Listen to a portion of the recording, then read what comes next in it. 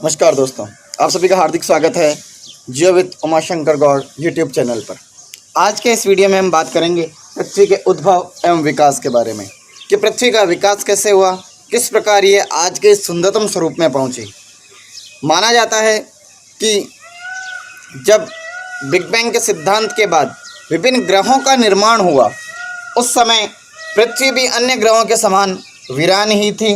ऐसा माना जाता है कि आज से लगभग 4.6 अरब वर्ष पूर्व, आज से 4.6 अरब वर्ष पूर्व ग्रहों का निर्माण हुआ और उसी समय हमारी पृथ्वी भी निर्मित हुई।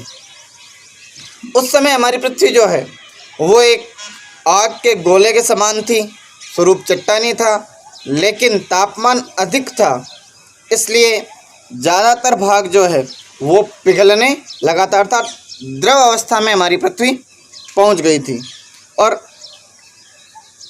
बिल्कुल वीरान थी। ना कोई हरियाली थी, ना कोई जल था, ना कोई अच्छा वायुमंडल था, कुछ भी नहीं था। लेकिन आज जो ये परिवर्तन हुआ है 4.6 अरब वर्षों के दौरान, ऐसा क्या हुआ कि पृथ्वी आज के इस सुंदरतम स्वरूप में पहुंच गई। तो इसका अध्ययन हम अगले 2 चरणों में करेंगे। पहला स्थलमंडल का निर्माण और दूसरा जलमंडल व वायुमंडल का निर्माण।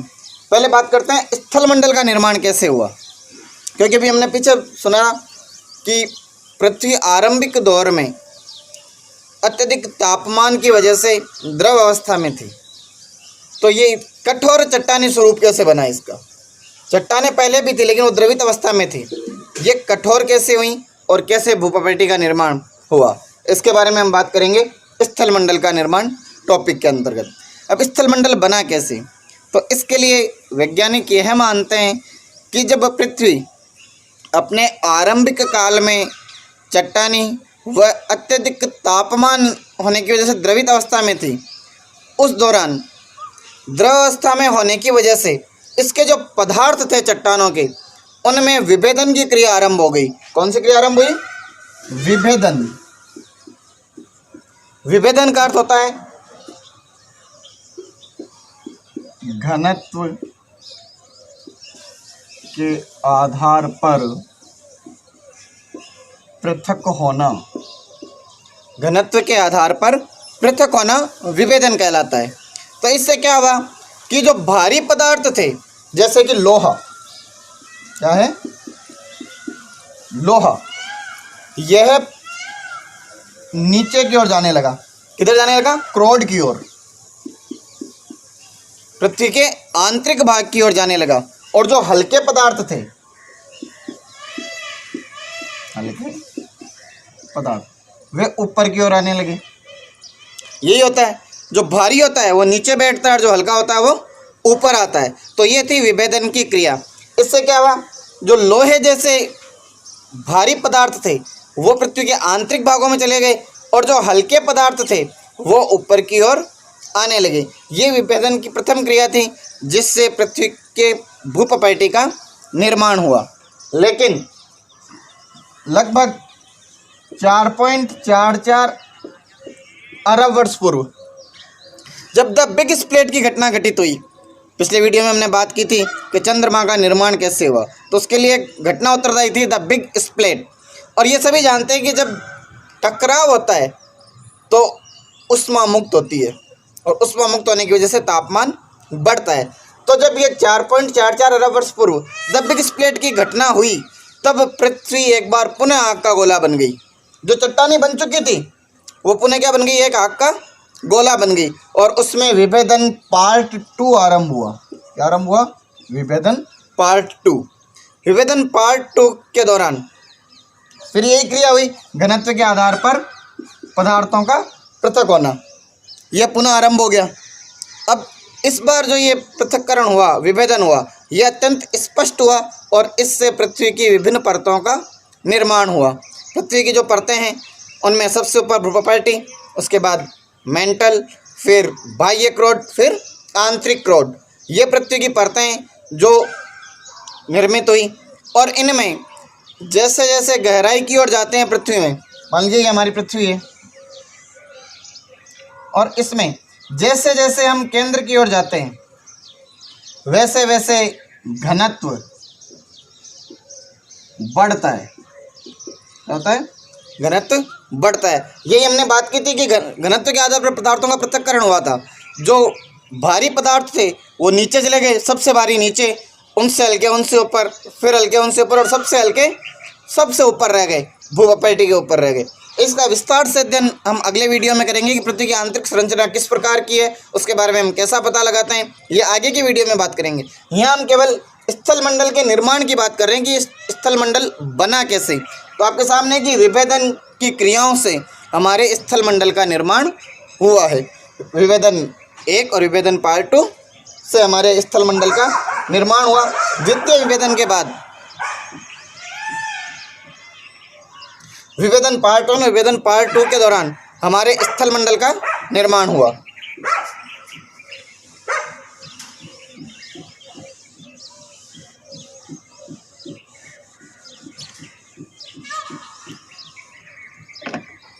अब नंबर 2,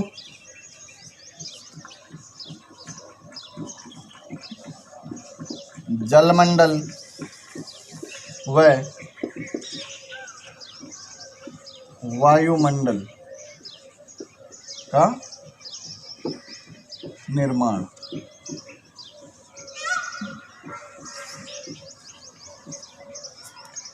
स्थल मंडल के बाद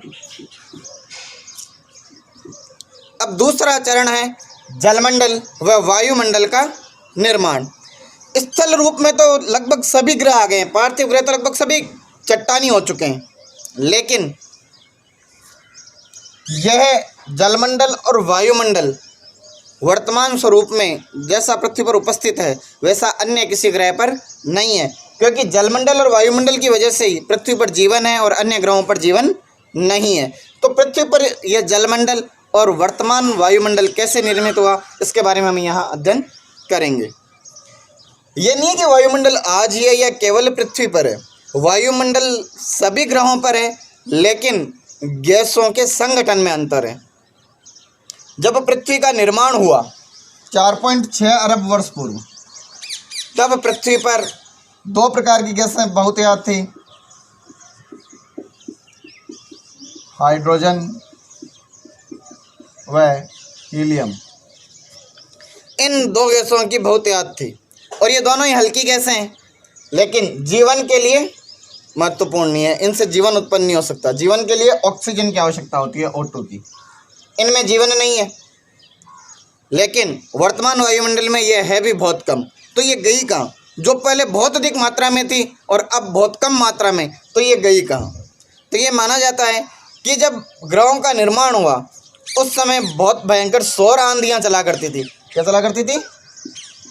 सौर आंधियाँ। इन सौर आंधियों ने पृथ्वी के वायुमंडल में व पार्थिव ग्रहों के वायुमंडल में जो हाइड्रोजन व हीलियम जैसी हल्की गैसें थी उन्हें वे उड़ाकर अपने साथ ले गई, जिससे वायुमंडल में इन दोनों गैसों की क्या हो गई? कमी हो गई। अब स्थल मंडल का निर्माण हमने पढ़ा कि विभेदन की क्रिया से हुआ। जब विभेदन की क्रिया से पदार्थों का पृथक्करण हो रहा था, तो जो चट्टानी पदार्थ थे वो तो पृथ्वी की परतें निर्मित करने में रहे, और जो हल्के पदार्थ है जैसे गैस हैं वे एकदम हल्की होती है और वे कहीं टिकती नहीं है।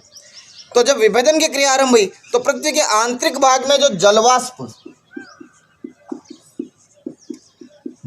व अन्य गैसें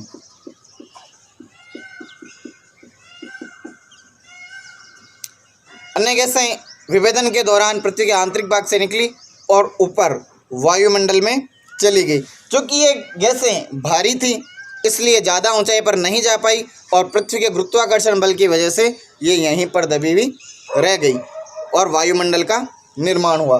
वर्तमान समय में हमारे वायुमंडल में नाइट्रोजन सबसे ज़्यादा है और दूसरे नंबर पर ऑक्सीजन आती है।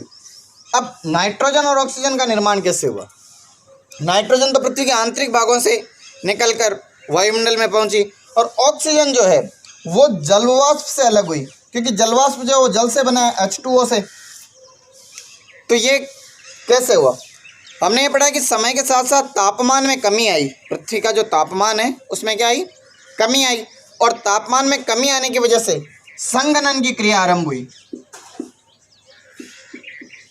संघनन की क्रिया से बादल बने और वर्षा हुई, और इस वर्षा की वजह से जो वायुमंडल में कार्बन डाइऑक्साइड थी CO2 वह घुलकर पृथ्वी पर आ गई, जिससे तापमान में और अधिक कमी हुई, और तापमान में अधिक कमी हुई तो संघनन की क्रिया और अधिक बढ़ गई, और संघनन की क्रिया बढ़ने से अधिक मात्रा में वर्षा हुई, और अधिक मात्रा में वर्षा होने से पृथ्वी पर जो गर्त थे, गड्ढे थे, उनमें वर्षा जल इकट्ठा हो गया और उससे महासागरों का निर्माण हुआ। और ये माना जाता है कि ये क्रिया आज से लगभग 300 करोड़ वर्ष पूर्व हुई थी। कितने वर्ष पूर्व मानी जाती है? 300 करोड़ वर्ष पूर्व यह क्रिया मानी जाती है। तो ये माना जाता है महासागरों की जो आयु है वो 300 करोड़ वर्ष है। आज से 300 करोड़ वर्ष पूर्व महासागरों का निर्माण हो गया था। तो इस प्रकार जब महासागरों का निर्माण हुआ तो महासागरों में जीवन की उत्पत्ति हुई, और महासागरों में जो जीवन उत्पन्न हुआ था वह शैवाल के रूप में था या अन्य थोड़ी छोटी मोटी वनस्पति के रूप में था। जब इस वनस्पति ने सूर्य के प्रकाश की उपस्थिति में प्रकाश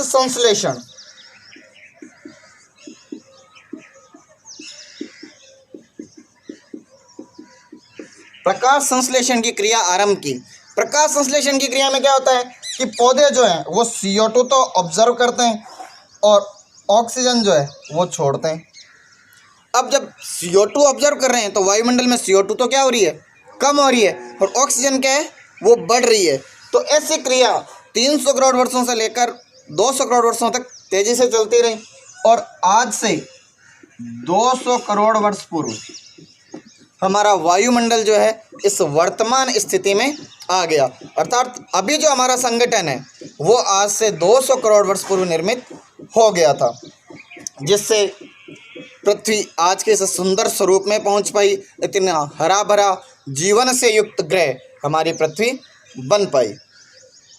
अब बात करते हैं कि जलमंडल बन गया, वायुमंडल बन गया, स्थलमंडल बन गया, तो पृथ्वी पर जीवन की उत्पत्ति कैसे हुई? पृथ्वी पर जीवन आया कैसे? कैसे ये प्रकाश संश्लेषण की क्रिया हुई, या कैसे जीवन बना और पृथ्वी आज के इस जीवन युक्त रूप में पहुंची? तो वैज्ञानिक जो हैं वो ये मानते हैं कि पृथ्वी पर जो जीवन की उत्पत्ति है वो रासायनिक क्रिया का परिणाम है। रासायनिक क्रिया से हमारी पृथ्वी पर जीवन की उत्पत्ति हुई है। ऐसा माना जाता है कि लगभग 380 करोड़ वर्ष पूर्व 380 करोड़ वर्ष पूर्व पृथ्वी पर जीवन का उद्भव हो गया था। और प्रारंभिक जीवन जो था वो एक कोशिकीय था। कैसा था? एक कोशिकीय सूक्ष्म जीव था। और उत्पत्ति कहाँ हुई? महासागरों में। और लंबे समय तक यह जीवन महासागरों में ही रहा, और उसके बाद धीरे धीरे ये आगे बढ़ता गया। अब बात करते हैं कि रासायनिक क्रिया से कैसे जीवन बना। तो वैज्ञानिक ये मानते हैं कि आरंभ में रासायनिक क्रिया में कार्बनिक क्रिया के दौरान कार्बन के अणु बने और उनसे सूक्ष्म जीवों की उत्पत्ति हुई, और ये जो अणु थे इनमें द्विगुणन की प्रक्रिया पाई जाती थी, अर्थात स्वयं से बनने की प्रक्रिया। ये बार बार स्वयं बनते गए, द्विगुणित होते गए, जिससे एक कोशिकीय से ये बहुकोशिकीय में परिवर्तित हुए, और धीरे धीरे आज का जीवन स्वरूप सामने आया। और इसकी पहचान पुरातत्व विभाग द्वारा की जाती है कि जो विभिन्न चट्टानें मिलती हैं पुरानी, जिनमें जीवाश्म होते हैं, जीवाश्म चट्टानें, इनके बारे में हम आगे बात करेंगे कि जीवाश्म चट्टानें कौन सी होती हैं। यहाँ पर हम केवल जीवन की उत्पत्ति के बारे में बात कर रहे हैं। तो जीवाश्म चट्टानें जो मिलती हैं उनमें जो जीवाश्म होते हैं उनकी कार्बन डेटिंग प्रक्रिया के माध्यम से हम आयु निकाल लेते हैं। तो पृथ्वी पर जो सबसे प्राचीन जीवाश्म चट्टान मिली हुई है वो है आज से लगभग 300 करोड़ वर्ष पूर्व जो जीवाश्म मिला है उसकी आकृति आज के शैवाल से मिलती जुलती है, जिससे वैज्ञानिक ये मानते हैं कि ये जो चट्टान में मिला जीवाश्म है उस समय जीवन जो है वो बहुकोशिकीय अर्थात शैवाल के रूप में उत्पन्न हो चुका था। इसलिए जीवन की मूल उत्पत्ति लगभग 380 करोड़ वर्ष पूर्व मानी जाती है, जिसमें एक कोशिकीय जीवों की प्रधानता रही थी। इस प्रकार पृथ्वी पर जीवन की उत्पत्ति हुई और पृथ्वी का वर्तमान स्वरूप हमारे सामने आया। आपको आज का ये वीडियो कैसा लगा, किस प्रकार के कंटेंट रहे, कुछ कमी रही या कुछ अच्छा हुआ, तो आप कमेंट सेक्शन में ज़रूर बताएं और लाइक शेयर एवं सब्सक्राइब करते रहें। जय हिंद, जय भारत।